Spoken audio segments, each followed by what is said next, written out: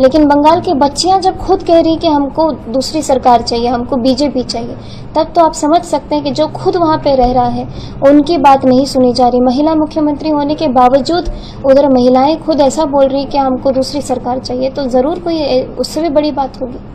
सिर्फ कुछ दिनों का दौरा था इन सारे बीजेपी वालों का, जिनमें से ये भी एक थी जो अभी चुनाव के दौरान बंगाल गई थी।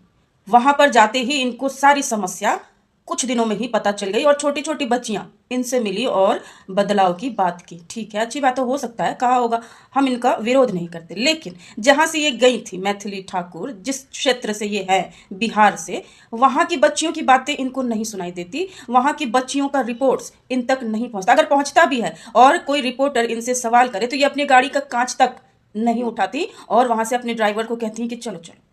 तो ये नहीं सुन पाती होंगी, व्यस्त रहती होंगी ना। अभी बहुत ज़्यादा बदलाव की, बहुत ज़्यादा ये काम कर रही हैं। अभी अभी आपने देखा होगा कि इनका एक वीडियो जारी इन्होंने किया है कि मेरी अगर किसी ने निंदा की तो उन पर ये कड़ा एक्शन लेंगी। किन पर? जो इनके काम के ऊपर टिप्पणी करेगा उनके ऊपर। तो ये शायद बहुत व्यस्त है, तो उन तक ये आवाज़ें नहीं पहुंच पाती हैं। तो चलिए मैं सुना देती हूँ कि बिहार की बच्चियां क्या बोल रही हैं, सुनिए। मैथिली ठाकुर के लिए सुरक्षित है, लेकिन हम लोग कहीं पे नहीं सुरक्षित हैं।